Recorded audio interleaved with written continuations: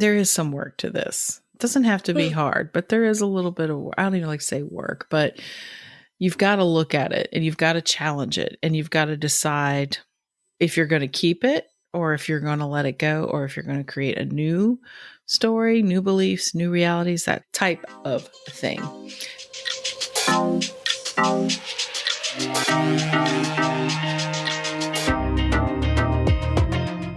Human design reveals who you are energetically and who you came here to be.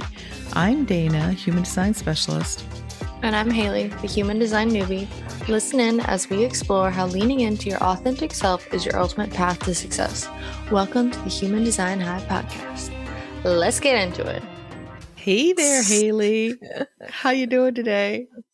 Hi, I'm good. You good? You sure? Well, I'm just tired again. I know. I was tired today myself. I was awake. I was tapping in the middle of the night last night because I was laying there going, why am I awake? And then, oh my gosh, all the things that pile in your head to be like, oh, you need to do this and you should do this and you could do this and blah, blah, blah. And have you done this yet? And what are you doing? Blah, blah, blah. And it's like 4 a.m. And it's just like too early for me to get up. And just too early for me.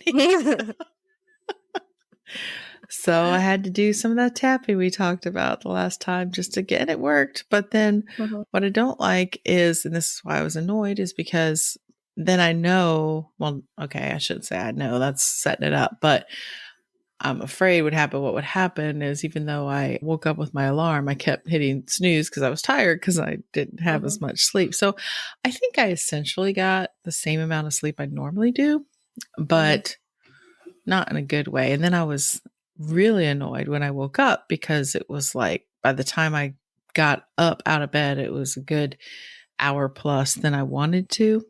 And I have to laugh because the universe always sends you these little things like, are you sure?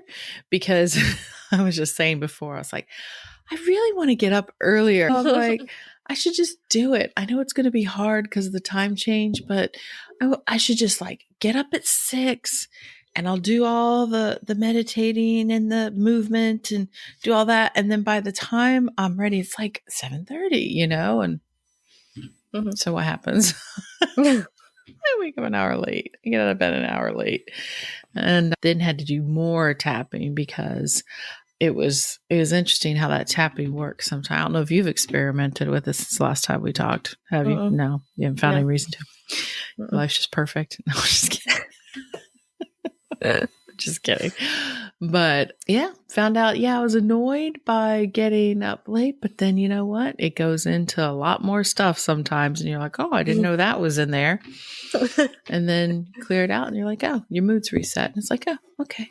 So, which kind of brings us to what we're going to talk about today around more of this kind of mindset and belief thing, because we did do the episode about the tapping and, the mechanics sort of it and how it works and everything. But there's so much more to it and why to use it and everything else. And it really gets into a lot of the stuff that I geek out on, which is about mindset and belief, right? Right. So I thought we would just go a little deeper on that, which is funny because, well, it's really about resistance. And I know we talk a lot about in human design about conditioning, right, and deconditioning. Like people, I think they'll listen to the conditioning piece because it's like talking about, oh, here's my centers and here's what makes me unique and helps explain things. But deconditioning parts, like upside down emoji. My favorite. Yeah, because then it gets to be like, oh, so now I got to do something with this. I gotta change me. Yeah, something like that, right? And what's funny is because as I look back over the episodes, you can see your stats on Spotify or not Spotify, Buzzsprout or whatever. You can see how many episodes got listened to, blah blah blah, how many downloads. And one of the lower performing ones is the one we did on deconditioning. And I thought, okay, that means everybody needs to hear a little bit more about this. They're Because not picking it up. we don't want to talk about it. It's not sexy enough. But this is where the gold lies, truly, because with tools like human design and tapping, and even as you had questioned last week if this was NLP, the neuro linguistic program, and I actually went and got my NLP book out, and there's so much good stuff in there. All these different techniques that are these like mind body techniques that ultimately show us. I mean, human design shows us too that there is this true mind body spirit connection, and we can actually see the connection points in the chart in the layers, and we are learning to not disconnect, but shift our awareness back to our bodies instead of just oh, am I freezing up? No. Okay. Yeah. Back. I was moving too much. I was moving too much. Back to our bodies, away from the mind. And a lot of times you kind of have to almost trick your mind into that stuff. Trick meaning you actually use the body to help shift the awareness of the mind. But that's one of the things that tapping does. And a lot of the NLP techniques too, using language or visioning things, doing visualizations, or even eye movement techniques. All those things are ways that we can like use our bodies to help interrupt these patterns. But the first step is awareness and understanding limiting beliefs and really where our beliefs come from, which we've touched on a little bit, right? Yeah. Yeah. So really, how do we really, I mean, this is a question, but it's also a statement. How does it happen, these limiting beliefs? And what is a limiting belief? Like, what's your definition? What would somebody says limiting belief? What does it make you think about? Like, it's a belief that almost like puts you into a box. Like it would be something like if you're like, oh, I'm not good enough at painting, I can't do it, I'm not good enough at it. Like something like that to me is like a limiting belief, because you do just kind of talk yourself off of it, talk yourself back from it, because you're like, oh, it's not me, I'm not good enough, it's not, I can't do it, stuff like that. That's very good, and that's very apropos for what I'm moving forward with. Yes, that is exactly right. It is really what starts shaping your experience in life. And from the stuff that we've talked about so far about law of attraction, all the universal laws and energetics and everything, that what you believe, what you think about generally becomes your thought system, becomes beliefs, becomes actions. Your actions are dictated by what you believe about reality and about yourself, right? Yeah. So how does this form? So we talked a lot about the, stage early in life, first 7 years, when we're really starting to form our little brains are still forming. We're becoming our own individual selves under the guidance of many, many others. But there's 3 ways, really, it's this 3-part process almost. So when I say a limiting belief, like things you start to take on about yourself that are not helpful beliefs a lot of times. So something happens in your outer reality. Say like something simple. We're not going to have to delve into these big traumas because we all have things that shape us. And it's usually from experience or something someone says. So say something happens, like you're a little kid and you are feeling pretty good about yourself because you're helping out, or maybe you've made your own bowl of cereal or plate of food or whatever, and you carry it to the table. And in the process, something happens. Say you miss a step, you trip over something, and there goes everything on the floor. And it could be a parent, but maybe it's a sibling, maybe it's someone else in the room that says, "Oh my God, You're so stupid. Oh, you dummy. Or you're so clumsy. Now, see, I don't think a parent, I would hope, would say you're so stupid, dummy. I'm thinking of a older sibling Mhm. or younger sibling laughing at you or calling you clumsy or You're such a mess. you're such a mess. It could be a parent that says you should be paying better attention, or You should be more careful. you should be more careful, hold on to it better, look what a mess you made, all these things. And so I think we can all kind of feel it. I can feel it. Yes, you can feel it because Yeah. this actually happened to me. As I was writing this example, I was thinking about it when I was little. I don't think I got yelled at. I think my sister probably laughed at me. Carrying a bowl of lettuce for everybody, like salad, from the kitchen into the living room. We're going to be eating. Sounds weird, carrying a bowl of lettuce in the living room. For everyone. Into the living room. We were a family of rabbits. No, sorry. No, I remember. God, I was so little. I would have been like probably 4 or 5 years old. This is a really, really old memory, and it's very spotty. But we used to have these what they call the TV trays where people could put their food on their tray. Oops, sorry, I watched TV. And we only did that on special occasions, like if the Wizard of Oz was going to be on or something. Ooh. Yeah, this is me speaking from my prior century experience.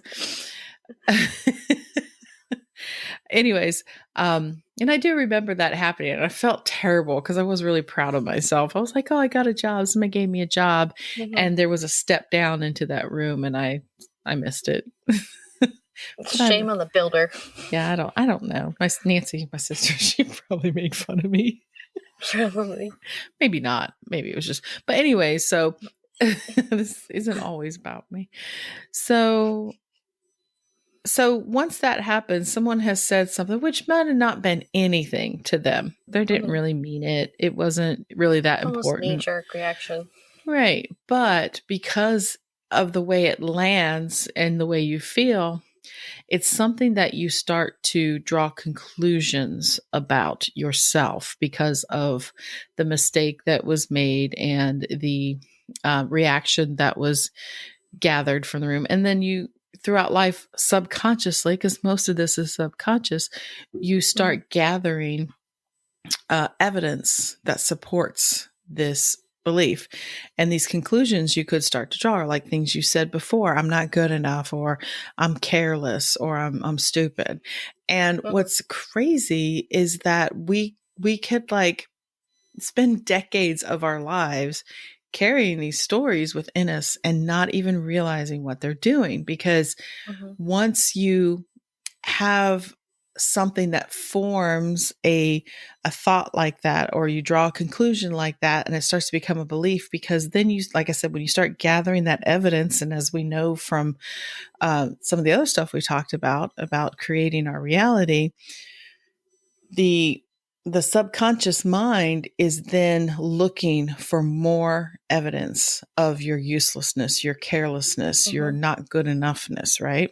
And it's so weird and crazy that this is what happens, because I don't want to say it's weird. It's so crazy that it happens. And we usually go on autopilot. We don't even realize it's happening. In all this talk that we've been doing the last year and all this other stuff, is there anything that that has struck you as something that you used to believe that you now are questioning what you believe? I know it really puts you on the spot. You're like, that's a big question. I can't even remember what I did last week. That's good. Living in the moment. Well, I'm just for the sake of conversation here, because like I have a lot more years on you to talk about all the things I've uncovered about myself, but you've had a few traumatic experiences in school. Yeah. Do you still believe in leprechauns?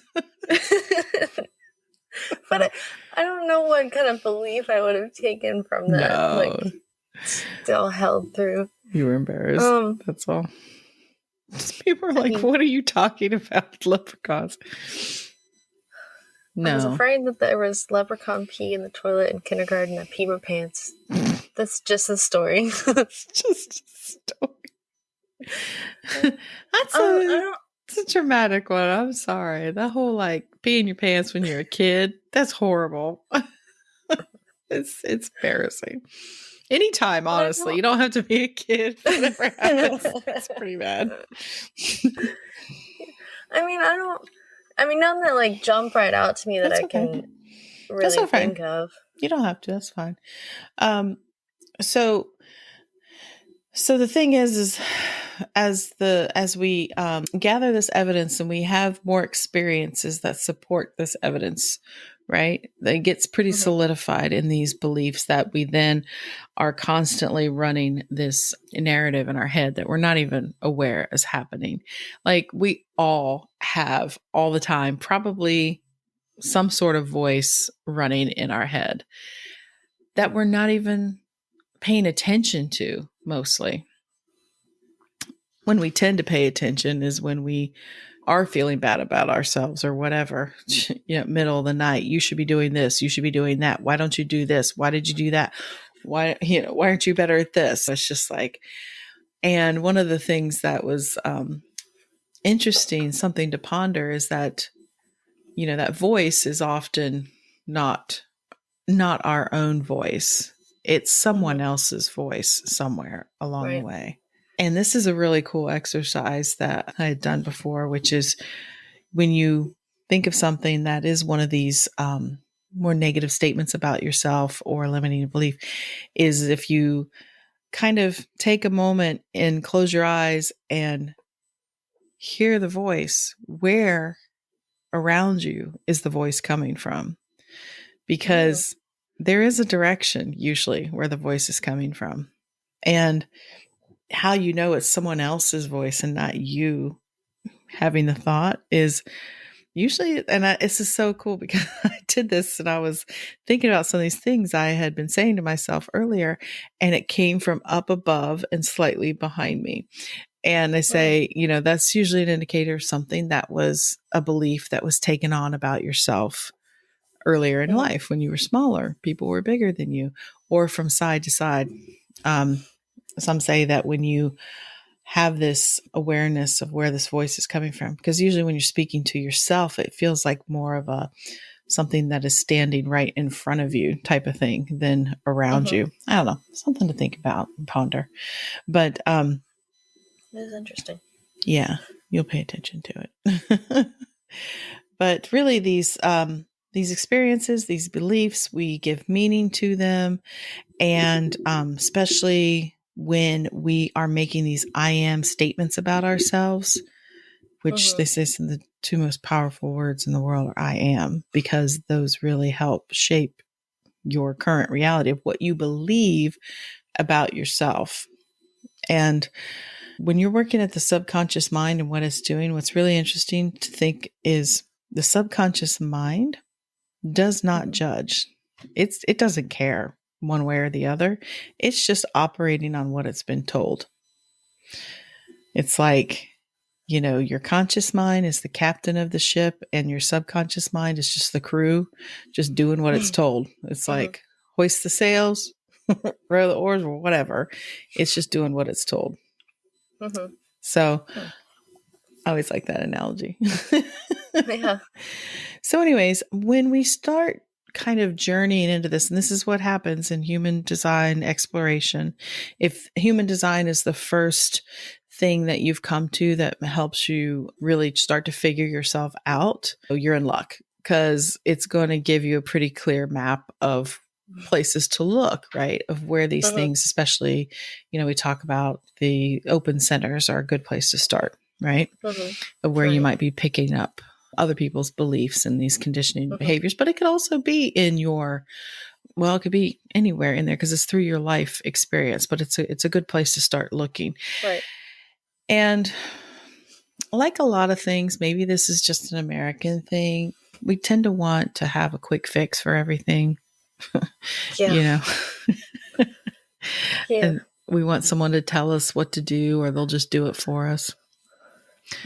And yeah, there is some work to this. It doesn't have to be hard, but there is a little bit of, I don't even like to say work, but you've got to look at it and you've got to challenge it and you've got to decide if you're going to keep it or if you're going to let it go or if you're going to create a new story, new beliefs, new realities, that type of thing. And it's brave work to decide that you're going to change something because most of the people on this planet are operating on autopilot. I mean, we blame others for what's happened, which people hold blame. Sure. There's always, in any situation, there's rarely just one person who's at fault.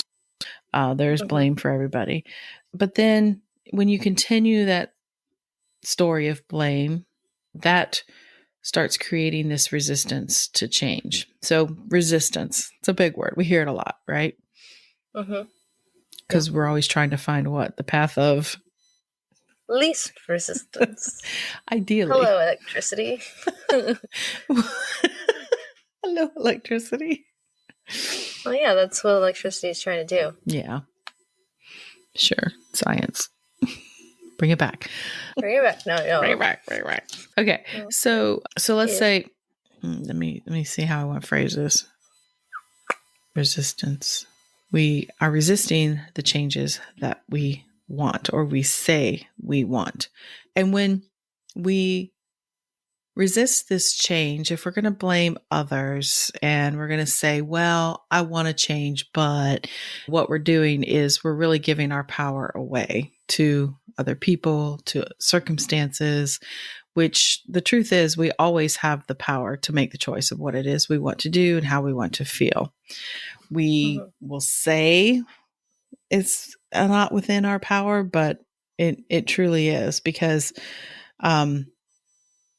what that does when you decide to face it head on and stop blaming and maybe try to push through the resistance is you're giving yourself the choice again. It's bringing it back to a conscious choice, comes back to you. You're no longer at the effect of everybody and everything around you, which, case in point, because I know there's a lot of terrible things that happen to people out there, and I'm not minimizing any of that and say that you should just get over it. That's never, what I'm saying. I'm just saying that even in the darkest circumstances, you will hear stories of people who've been wrongfully imprisoned, or they have been assaulted, or horrible things have happened to their family.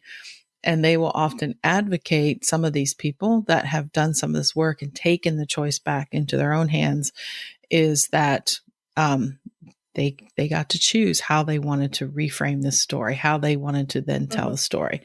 So why do we resist that? Really is what part of the story I want to talk about here, because especially as you're on this journey, and you may be starting on this journey, but anywhere along the way, these points here of why we resist what we say we want can crop up. And so, especially as you're looking at now you have your human design chart to help you. You have, if you haven't already listened to the episode about tapping, you have another tool in your tool belt to help you kind of look at these things head on and say, okay, am I doing this? Is this what's behind this resistance? And get curious about it. What can I do differently? And that's the name of the game there. Okay. All right. So why do we do it? Because it's hard to go against your beliefs. Yeah. Well, there's certain things you have to just basically question everything that you do believe, because you're like, well, why? Why do I believe this? That's very true. And that's usually where it starts. Why do I believe this? And that brings us to one of the first points is you could be questioning or resisting the change you say you want. Say you want to make a change in your life to where you want more peaceful relationships, or maybe you want to be healthier, or it could be any number of things. But number one, it could be a case of like what you said. It could be a case of your core identity of who you think you are. Right. And that's a big one, especially, you're in your mid 20s, you're going to start approaching that Saturn return. Around your 30s is when a lot of, because what do they call it now? The quarter life crisis. This used to be something that people didn't start thinking about until much older. But now, yeah, people your age are quickly finding this point in their life where they're like, usually it comes from disillusionment, being unhappy, something feels wrong in your life. Quite often they say for people your age, it's like, okay, we've been fed this story that we just do really good in school, and we go to college and we get a good education, and then we're set, which that used to be a story It that used to panned be. out. Yeah. It used to work. Yeah. But in the world we live in now, currently, things have degraded over time, and it's no longer a guarantee. And even if you do get a good job, it may not be the job you want, or may not be as fulfilling as you thought it would be. And so people start questioning, well, who am I now? Then what does that mean? If I'm not this person that I've been striving towards my whole life, who is it? And so this is a big one. It's a big one for kids your age, adults your age. Sorry, it's hard not to say kids. But it happens at so many stages in life. It happens, after you become a parent. It happens maybe when you have a job loss or the loss of a loved one. Who am I now without this person? Or as you go through your Chiron return around my age, you start to become an empty nester, and it's like you have so much of your identity could have been built up in just having children. And so you may find yourself in a place where you want to make all these changes in your life and you want to, I don't know, be happier. But does it mean that you have to let go of who you think you are? Usually.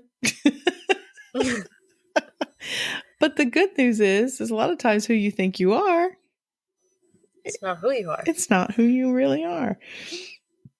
Because I believe that until you question who you are not yourself.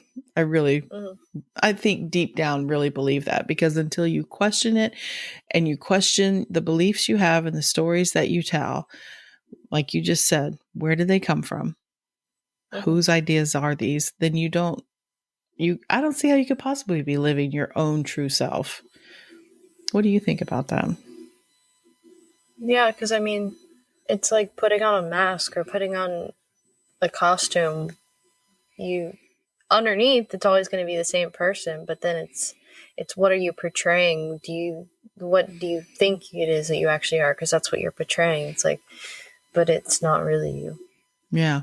And what I love about human design is that if someone is in that sort of crisis, when they can talk with someone who can, help them through their chart, or if they've been studying their own chart, it is this relief that comes over people, because deep down, they get confirmation that this, that person, like you said, it's always been in there. They have just not thought that that was the real them. It was, something they definitely resonate with, but society or their parents, their families or whatever, it didn't fit in with their story. Right. And so it's quite a challenge there. And this could be even more challenging for sure with people with open G centers, because that identity piece is highly tied to that G center. And so they may have really taken on identities of their family groups or whatever, that they don't know who they are without that. And so they kind of glob onto that and feel like that has to be who they are. So it's just something to look at if you're feeling resistant towards changing, is to look at, does this, kind of challenge your identity of who you think you are?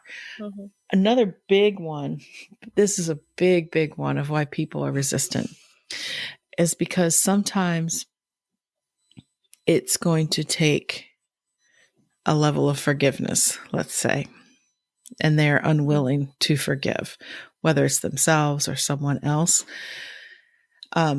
Forgiveness sometimes, especially how I used to see it before I really did some of the work around forgiveness is forgiveness means you're weak.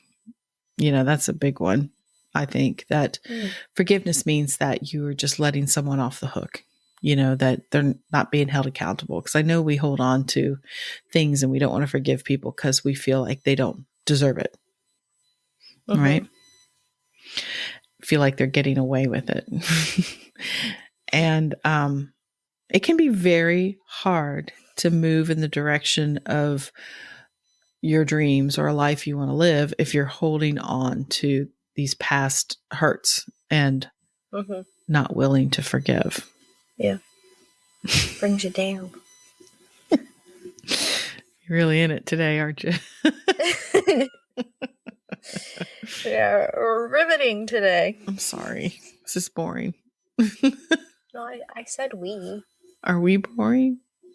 No, I said we are riveting. Are we? I don't know if that's sarcasm or not. I look like I have a point. Yes, it's sarcasm. Oh, sorry. So when you are, energetically, if you think about it, when you're holding on to that energy, it doesn't make you feel good, right? And if you're not feeling good, keeps festering. Yeah. And what do we know about the G Center, Haley? It's all about love. Oh, no, wait. It's a monopole. It's attracting. And what is it attracting? Whatever your vibration is. That's right. And if you're stuck in the vibration of hurt or anger or this unwillingness to forgive. Resentment, that's a good one. Sadness, a lot of these things can really affect you on that level that you don't even realize they're affecting you. And I will say, tapping again, especially around this kind of deep work, because a lot of times forgiveness is you don't want to forgive someone, especially if you're not willing. It's very hard to get to that point. And that's where, when we talked about the tapping and being able to maybe go through, there's so many different ways of using tapping. One of them is like taking these little chunks of time, like a 2-minute time of a memory.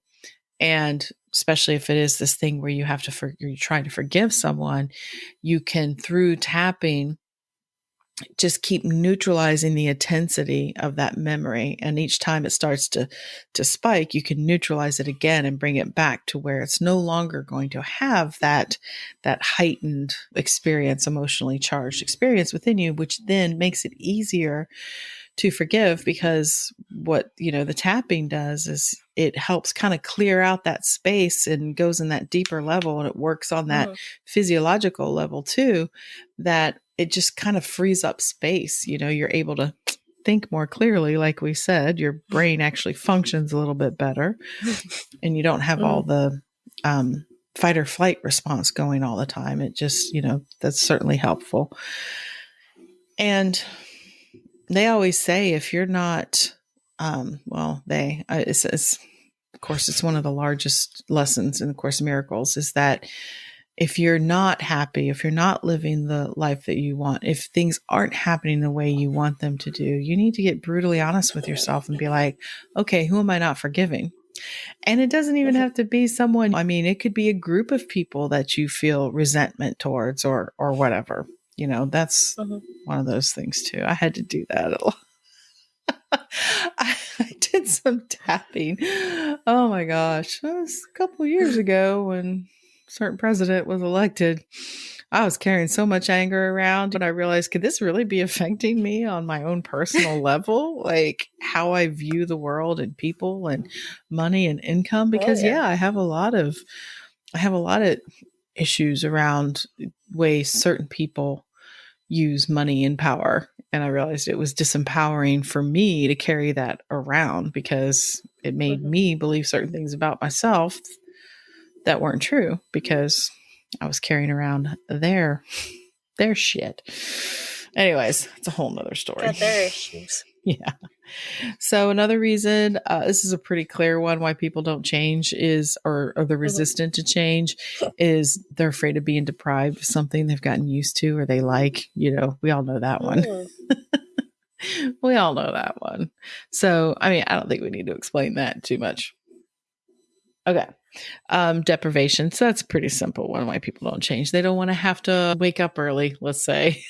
They don't want to have to give up certain things or, which certain foods, certain activities, certain lifestyles or whatever. They feel like they're going to be deprived of something, so they don't want to change. But there are workarounds around that too. And it's also better to, because especially with generators and the responding thing, they'll be like, oh, well, I want to wake up early, but my sacral's just not responding to it. I'd be like, do you want to wake up? No. Oh, well, then I shouldn't wake up.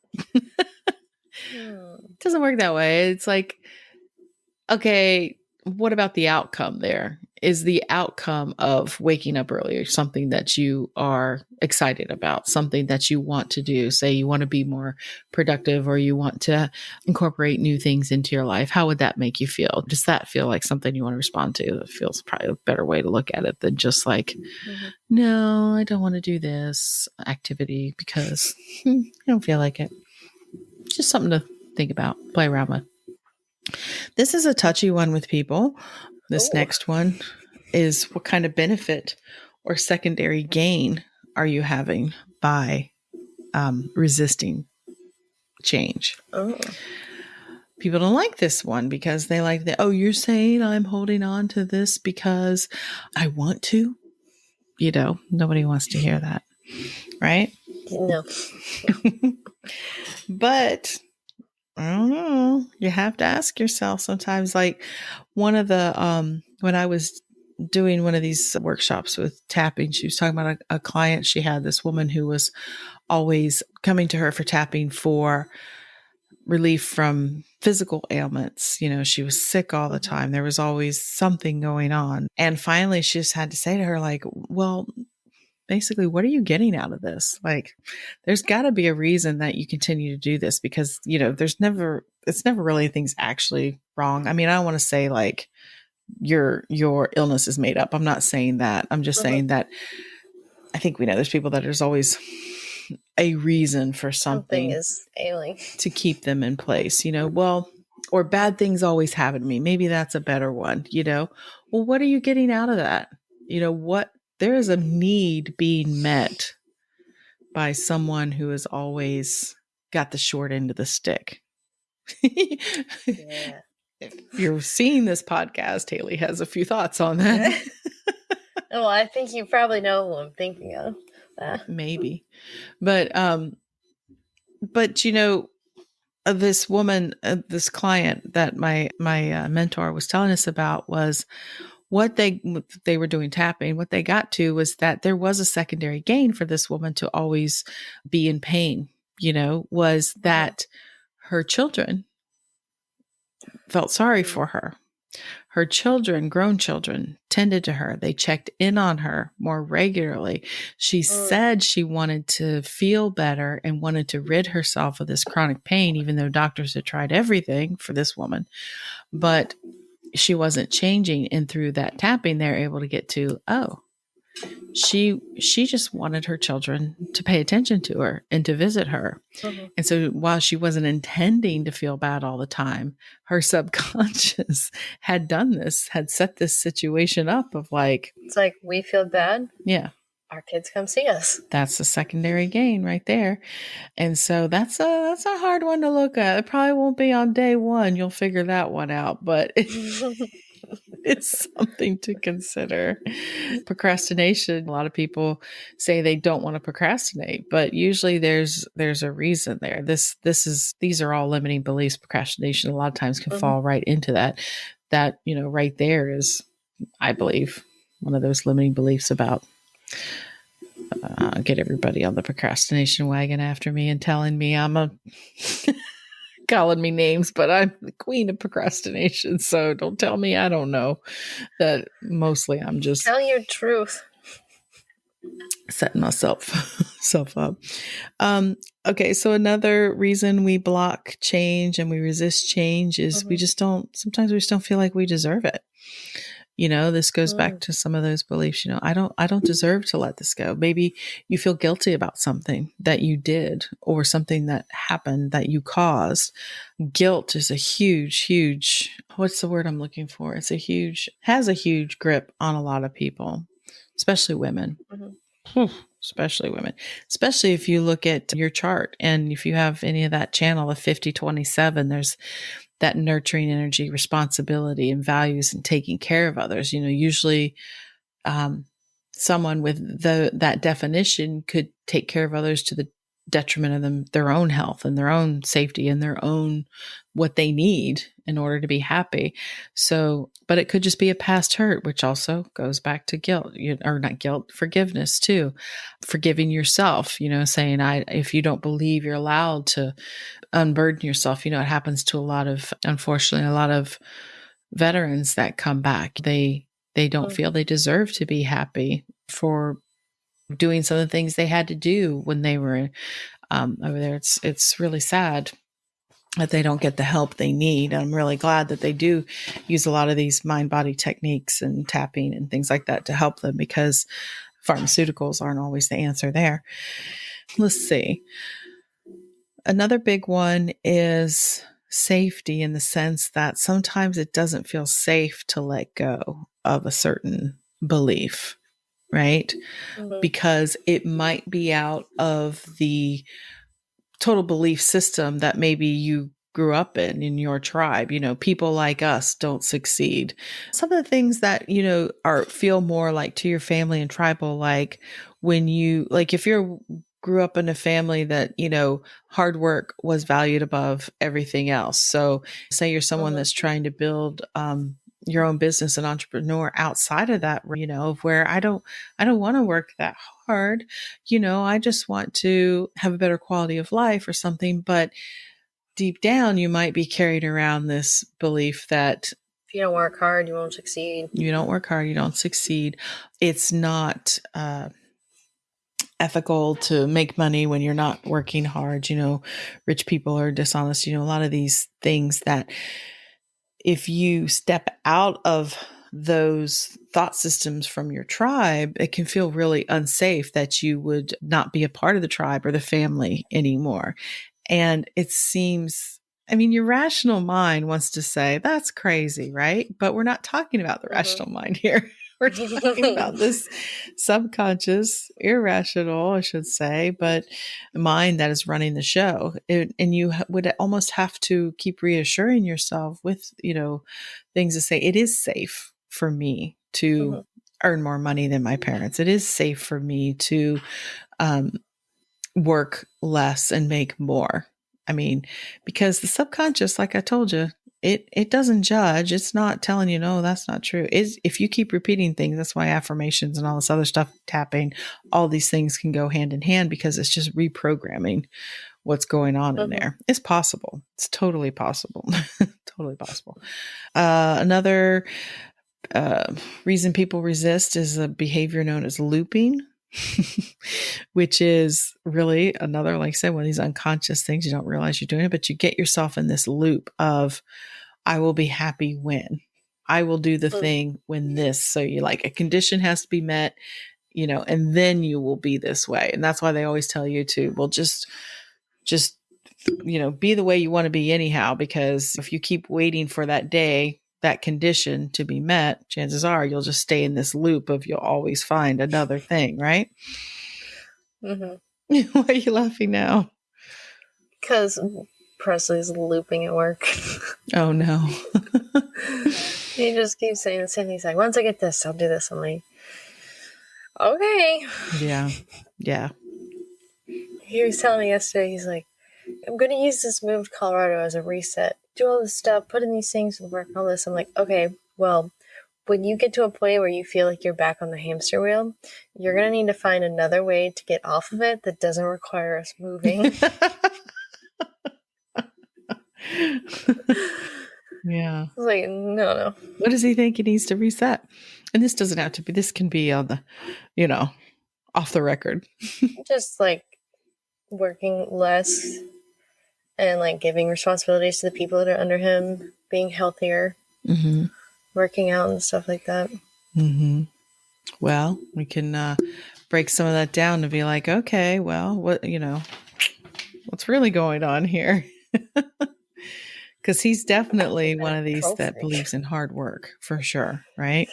Yeah. Yeah.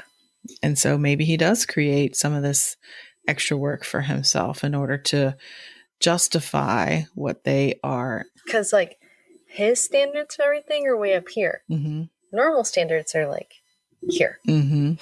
So he's like, he doesn't see that anyone else can work up to his standards. Mm-hmm. Which there is some validity in that. It's good to have high standards, but if in doing so it reduces your quality of life, then maybe it's time to reevaluate those standards or question, which I'm sure he will, what his next one is, what the motivation is, what's really, really driving him. And so another thing why we're resistant is motivation or lack thereof. Maybe we're not motivated enough. Maybe we say we want to do something, but we're really not willing to do what it takes. And I think this can be a tricky this is one. My biggest one. I don't know. For me, it's something I struggle with because I've often thought, other people have motivation that I just don't have access to. And in a way, it's true that because with my completely open will center, which is not so much motivation, but it's that stick-to-itiveness, the willpower, so to speak. And there is people who are defined, which is not most of us. It's a smaller percentage of us have that defined. But for most of us, we are just kind of on this hamster wheel, feeling like we have to do more. We should do more. We should have the drive to do more. Why can't I stick to it? That kind of thing. And which we may. Everyone else can. Why can't I? Which just shows you that that's a big lie, because not everybody else is doing either. Most of us are just lying to ourselves there as well, But could definitely be tied into the will center. If you have an undefined will center to, am I really motivated to make this change? Why do I feel like I need to make this change? Is it something I really want to do? If so, how can I go about finding, quote unquote, the motivation to change? Because quite often, again, this goes back to a lot of these overlap. We might know what we need to do or changes we need to make, but you can kind of dig back through these and say, well, where is it that this is tripping me up? And this is just not something anybody can give you the answers for. You have to look at yourself. Now you can have guidance through it by looking at the chart to see if it helps you determine, especially because of the gates and the themes there in the gates and the centers and what they are regulating energetically in your body and all the different archetypes. I mean, certainly it certainly can help to look at the chart to help you kind of start to dig through and mine all these things to see if you're where you're playing the part in your own resistance here. And I think a big one is also, lastly, is that a lot of people just don't feel like it's possible to change, or the things they really want just aren't possible. And unfortunately, I see a lot of this collectively right now, especially in our country or in a lot of parts of the world where people are just so apathetic. They feel like it's not even worth it sometimes because it's just not possible to make that change. And when you find yourself in this position, it is good to question, well, is that really a lot of this stuff? Is that true? Is it possible? Yeah.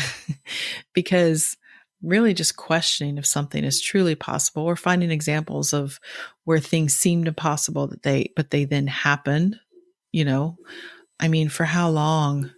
Just say the rights of women seemed impossible for so long. The deck was so stacked against us for centuries. It never seemed possible, but it came about. We're still working at it, but we have the foundations now. It's taken a blow, but it's still there. Yeah. But on a personal level, people have maybe lived with a problem for so long that it doesn't seem possible. But that is also, again, a place where tapping and some other mind-body techniques, meditation, tapping, breath work. All these things can help you start tapping into a deeper well within yourself, a deeper source of, say, motivation or connection or whatever it is you want to call it, that helps you start drawing on that strength and power instead of just looking outside yourself all the time and trying to gather evidence of why things aren't going to work for you.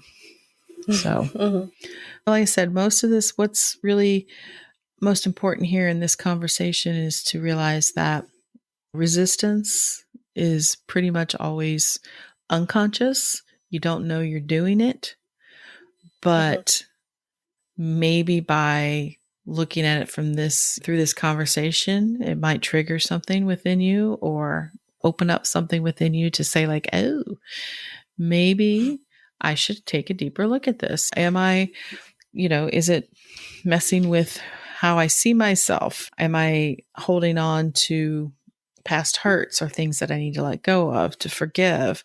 Am I afraid I'm going to deprive myself of something in case I make this change? Or am I getting a secondary gain, a benefit of holding on to this story or this belief about myself? Do I feel like I really deserve to make the change for myself? Is it safe to make this change? Am I just caught in this loop of waiting for tomorrow to make the change, waiting for the next event to happen? I can't do this until this happens. That's a big one. What's my real motivation for wanting to make this change? And do I really believe it's possible for me to do that? So in a nutshell, what you're really dealing with here is taking your power back by looking at it and saying that it's really not anybody else's fault. It's not the world's fault. It's not all these things outside of myself that control how I am going to experience my life and the life I'm going to create through my beliefs and my actions. You have the choice to do that for yourself. So, and then decide what it is you want and go for it. I feel like a lot of times it's safer and easier to stay in the known instead of going into the unknown. Oh, totally. Well, that's what's comfortable. At least when, even though things might not be how you like it, it becomes so comfortable that at least you know what to expect. And people, we're not wired to really want to have a lot of unexpected things happen to us. We like to know. Our brains are always trying to prepare us for the outcome. It's always trying to predict what's going to happen. That's survival. That's what it does. That's what that intuition, that looking forward, that spleen's always in action of like, oh, look out. We know that when this happens, that happens. And so you're right. It can be a comfortable place. You can be comfortable in your discomfort, basically, which is really not that comfortable. It's maybe tolerable. Yeah. Another reason people don't change, and this wasn't what I was thinking about till just now, is that, I think this goes with that safe part, is that if you've done any sort of personal inquiry and you started digging into this, you realize that sometimes your relationships around you start to get unsteady, because when you are changing who you are, sometimes that changes the role you play for other people in your life, and they want you to stay the same. They don't want you to change. That's a big one. Yeah. It can be uncomfortable, but, especially we talked about how a lot of these things are kind of coming up right now in the planetary placements out there in the world with Saturn and Pluto and these big planets making these shifts, that there's going to be a lot of that energy around these stories that we tell ourselves and the beliefs that we hold. And are these the things that we want to take forward with us as we create a new reality and a new way of being?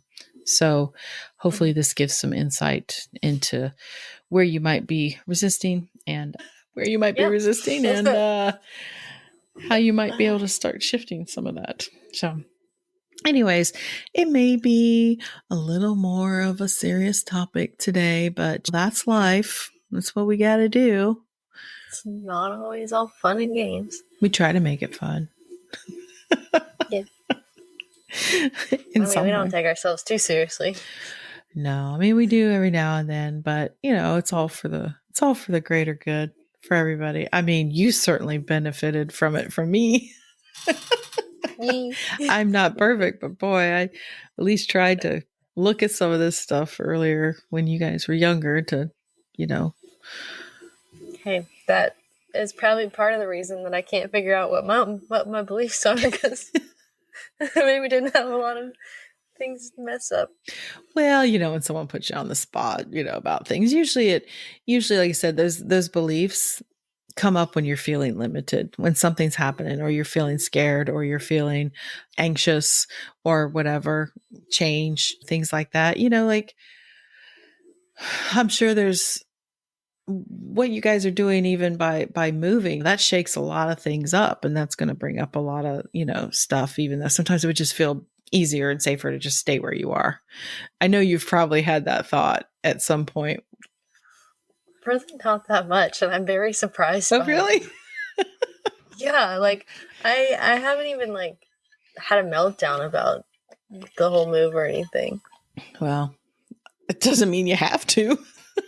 No, I'm very surprised by it, because I would have thought that I would have. Well, maybe it comes from living in your in-laws' house right now, and you're like, I'm ready to go. Maybe if you were still in your apartment in Daniel Island, you'd be like, well, it's not so bad here. Maybe. It's a lot to think about. Hey, you know what? Middle of the night last night, I was thinking of your problem. So, I was like, oh my God. That's right. I just got you to worry about. Yeah, you got me. I'll think of all of them. My open head will be going overtime on that one. But yeah, I was worried about for you, like, oh gosh, what is going to happen when we get there? What if the movie truck, how does all this stuff happen? All the pieces and parts and putting it together, and why in the middle of the night think these things? I don't know. But anyways, we're off track again. So we'll just wrap that up here for today. This is one of those just kind of meandering conversations. But anyways, I hope y'all, somebody out there, got some value out of this, and someone will. Don't give yourself a limiting belief. That's right. Someone will listen. That's right. Okay. Well, until next time, thank you, everybody, for listening. We really appreciate it. I know you're out there. We see you. We love you. We hope you all have a great rest of your day, and I will catch you in the next episode, Haley. Bye. Bye.